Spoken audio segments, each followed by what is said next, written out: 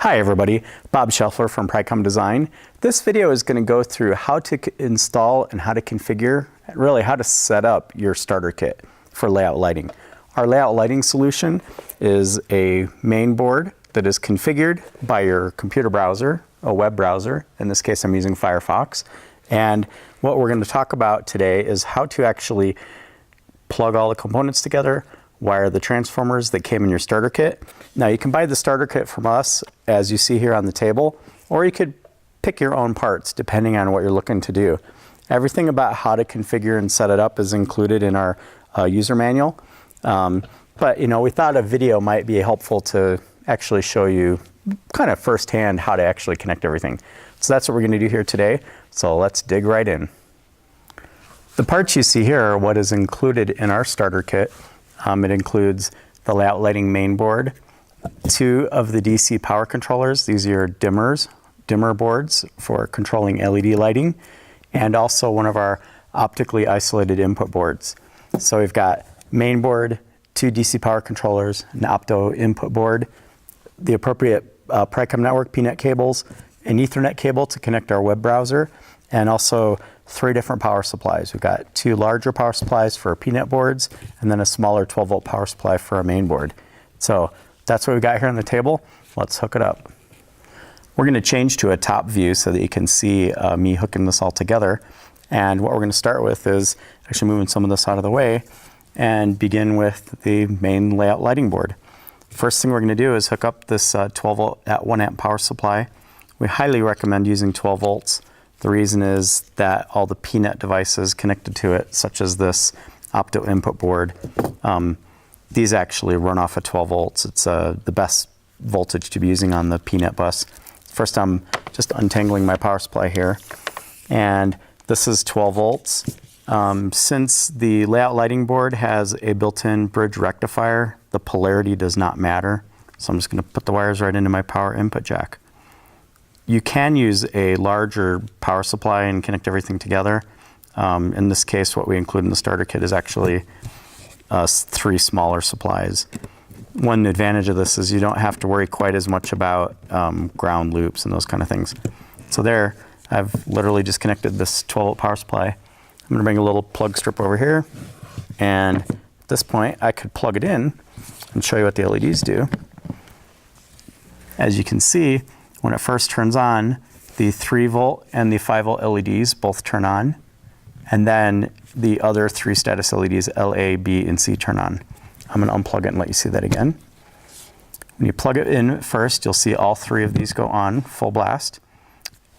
Then the blue one will go off. The red one goes on for about 8 to 10 seconds. The red one is actually reading all of the configuration information from that micro SD card. So all of your lighting scenes and presets, while it's operating, are actually running out of a local memory chip, a RAM chip. So it's not really using the SD card while it's operating. And then the green LED is your normal, everything's all good indicator. Now what I haven't done at this point is connected my web browser. So let's go ahead and do that. So next I'm going to take the included Ethernet cable. We'll untwist these little twist ties here. And then I'm going to plug this into my home router. If you don't have an Ethernet connection in your room where you're going to use this, you're pretty much going to need to run one there. It needs to be connected in order to configure it. It can run without the Ethernet attached, as you can see here, but you won't be able to access it with your browser or anything. So our next step is I'm just going to connect my Ethernet cable. In this case, I've just got a Netgear home router. I'm plugging it into the back. So now that my board is powered up, and I have my red cable connected to my home network, I'm actually going to plug that in. On the end, you'll notice on the end of this jack there's a green and a yellow LED. And what those LEDs indicate is if it has a link and also any network activity. So if I plug it in, hopefully you can see the amber or yellow light came on solid. That means it connected at 100 megabits per second. The green light is flashing, which means it's seeing network traffic. So at this point, my board is actually powered up and running. I could access it from my web browser at this point. I'm not going to go into how to configure with the web browser in this video. We'll do another video to actually talk about how to set up and configure. So for right now, we're all hooked up here. I'm actually going to turn the power back off on my plug strip. Our next thing we're going to do is actually connect the power supplies for our PNET power controllers. And for international customers, we've actually started buying power supplies that include all the adapters.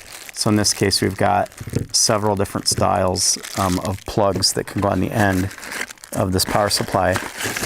Since I am sitting and talking to you inside the US, I will use the US style of connector.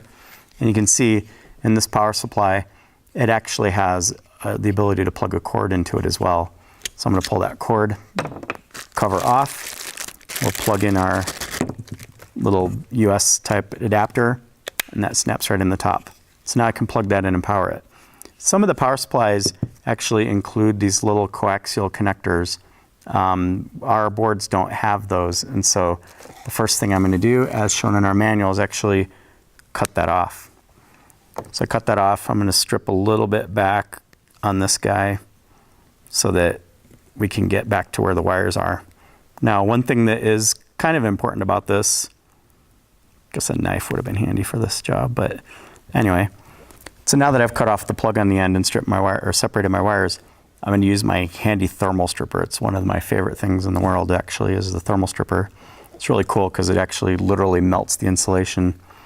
But since our boards are DC powered, we're going to put that over there.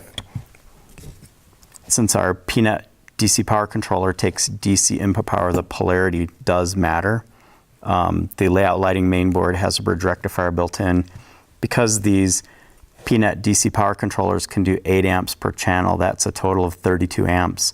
I'm going to take a really big diode to put 32 amps through it. So what that means is I actually have to verify the polarity of my power supply. So how I'm going to do that is I'm literally going to plug the supply in with my wires stripped separate like this. I'm going to take my meter. Here, I'll turn this right side up for the camera. And we're actually going to check and make sure which way this actually goes. I've got one side has a white stripe on it and the other doesn't, so we'll see what voltage. So I'm getting 12.27 volts positive, which means the white stripe in this particular power supply is the plus lead. So now I know my polarity of the power supply, and that way I won't cause any harm or issues to my DC power controller. Now, notice on these boards, there's actually a 2-position terminal strip that is for ground, and there's a 2-position terminal strip for power.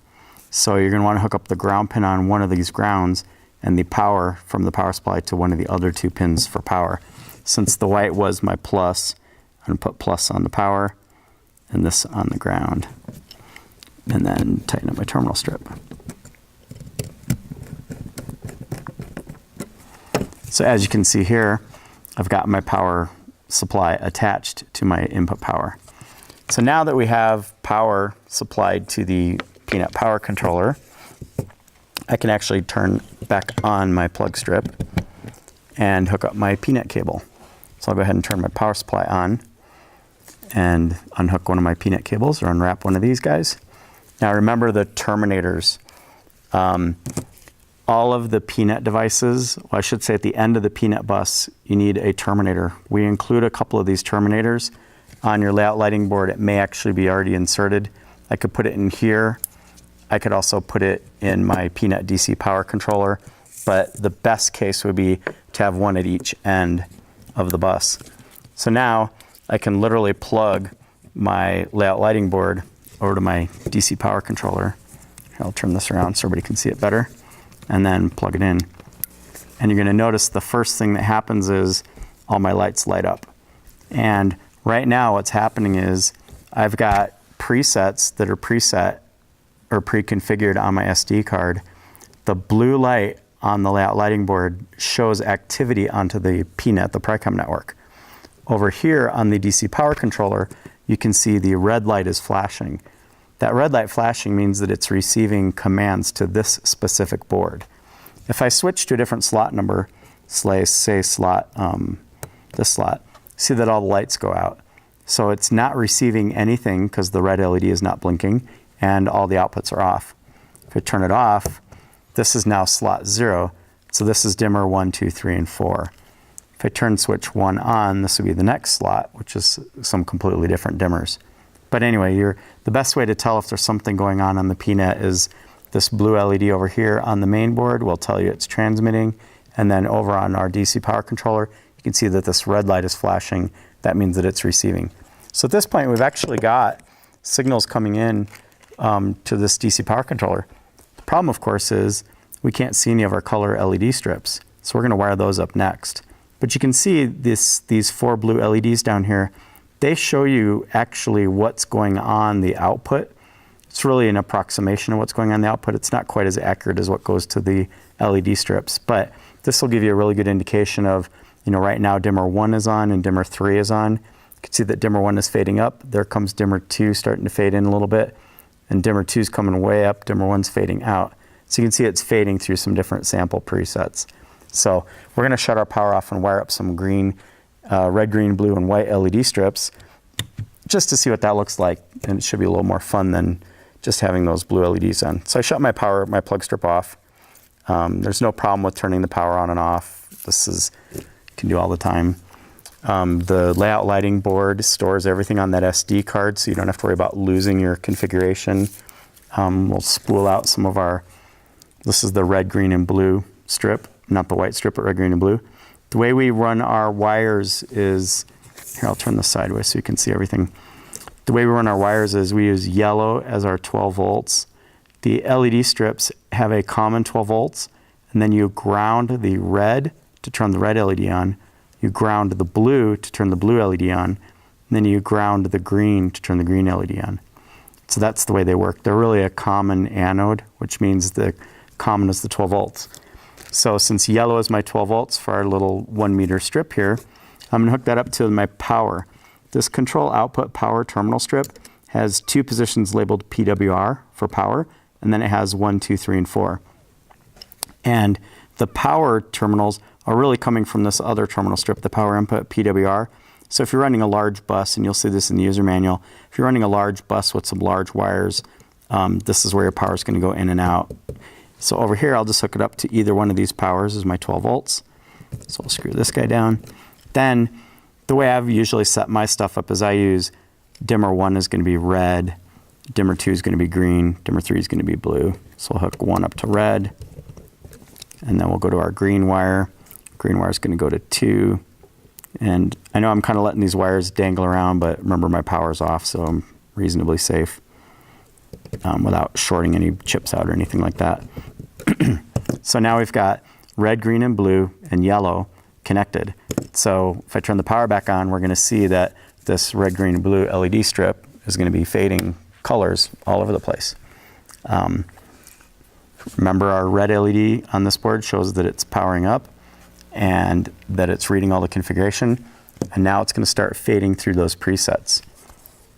Remember, our red LED on the DC power controller tells it's receiving packets, and here, if you can see this, this is actually fading through red, greens, and blues.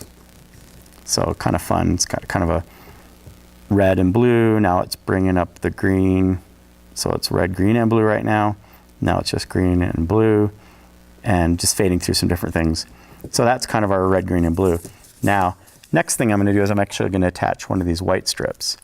So we've got red, green, and blue running on our one DC power controller. We'll just kind of put those over there a little bit. And then I'll put the white strip on next. Now, just to be safe, I'm going to disconnect my power because I don't want to melt or fry anything. So I'm going to turn my plug strip back off and be safe about it. Move some of these international power adapter plugs to the side. And then I'll get out my white strip. Now, on the white strip, we've done the same thing. We've actually got our yellow as our 12 volts, and then white is the ground to turn the white LEDs on. So similar to the red, green, blue strip, I'm just going to put my yellow into my power, and then my white into dimmer 4. So what this will give me is it'll give me red, green, blue, white. So you can see red, green, blue, white on my terminal strip, the 2 yellow wires. Since both of those are 12 volts, doesn't matter which way they go. You can pretty much do them either way. Now I'll turn this guy on. And remember, it takes about 8 seconds for it to boot up and read all the configuration, and then we'll see it start to do some fades and bring up some lights over here. So this was done all without a computer, no computer assist. This is all programmed into the board. and it's not reading anything from anywhere else. In fact, I'll unplug the Ethernet jack just for fun, and that'll prove that this is completely autonomous. It's all running on its own. As you can see here, the red, green, and blue LEDs, for dimmer 1, 2, 3, 4 are on, and yet the white one is off. So that's why we really don't see any white activity yet. So I'm going to switch to the other slot. So now I'm on slot 0, which would be dimmer 1, 2, 3, 4. And eventually we should see it fade through some white light here on dimmer 4. So that's our one side. Now the starter kit does come with 2 of these Peanut DC power controllers. So we're going to go ahead and wire the other one up. And that way we've got this one set for slot 0, which is dimmer 1, 2, 3, 4. And we'll set the other one up for slot 1, which would be dimmer 5, 6, 7, and 8. So again, we've got our power supply here. I'm going to open this up, take all the various adapters out, kind of do a little hunt job to find my US plug. There's my US plug. So I'll pull this guy out. So I got my US plug. We'll put our international friends over here to the side for the moment. The bottom, we'll take our little clip off. And then you can use a regular plug, a power cord on this, a 2-wire power cord, or these cool little adapters. We do change around power supply vendors pretty often, but we really like these guys because it does solve a lot of problems for the international customers that then don't have to run out and buy a special power supply or buy a transformer or something crazy like that. So once again, we're going to take our power supply. And we've got, remember, our little coaxial plug. I'm going to cut this guy right off. I'm going to plug in my thermal stripper because I love thermal strippers. And my wire is here. So I'll clip this guy open a little bit for me. I'll use my thermal stripper to strip this back. Now, once again, I'm going to verify the polarity. Even though I've got 2 of the exact same power supply, just to be really safe, I'm going to use my meter to verify this polarity. It should be that the white stripe is positive, but I'm not positive about it, so I'm going to actually check it just to make sure.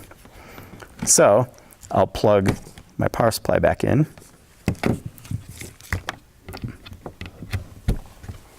We'll get out our meter. Turn my power back on. And we'll verify that should be white as the positive. You can see there 12.27 volts. So in fact, the white stripe is plus still. So I'll move this guy over there. And then to be safe, I'm going to turn off my plug strip so I'm not running any power into anything.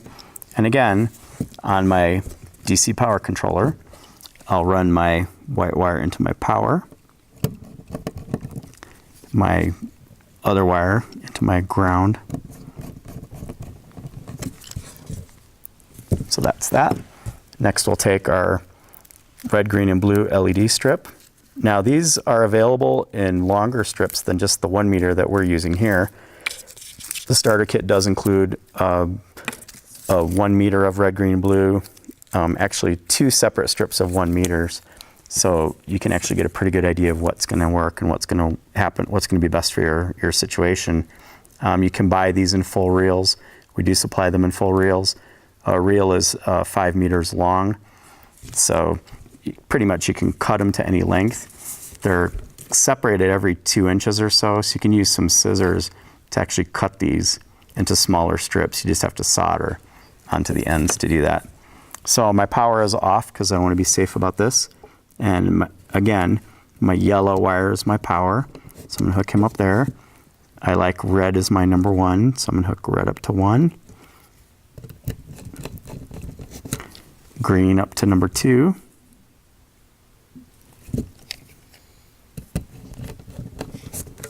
And then blue up to number 3.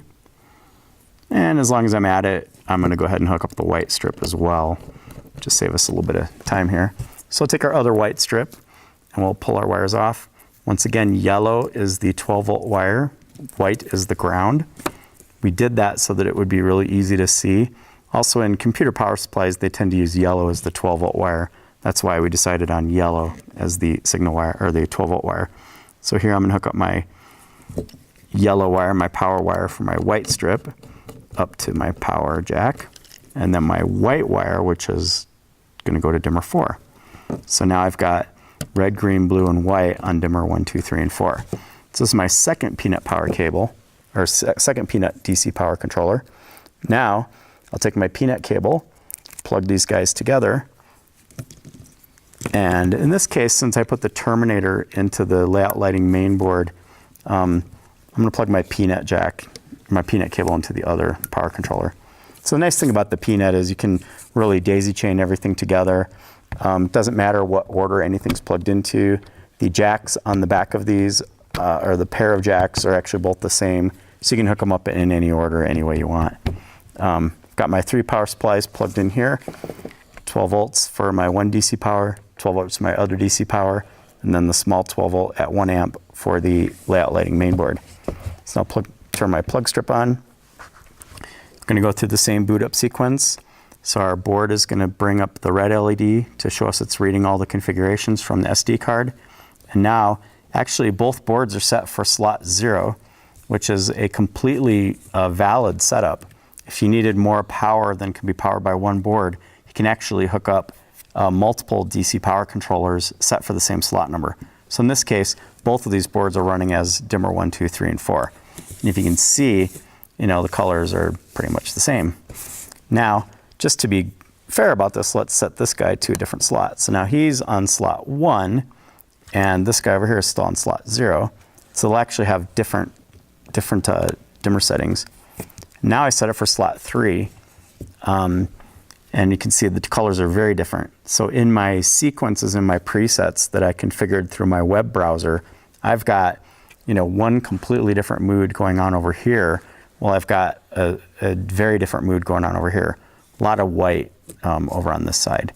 So hopefully the camera can pick all that up. So what I've got now is I've actually got my layout lighting main board, not even connected to my home network, just standing, completely standalone. It's got 2 DC power controllers connecting to the LED strips with all 3 power supplies wired. I can configure this through my web browser. I can also hook up some button boards. So we've got this, the starter kit includes this opto input trigger board. What this is useful for is for any block occupancy or buttons or anything like that.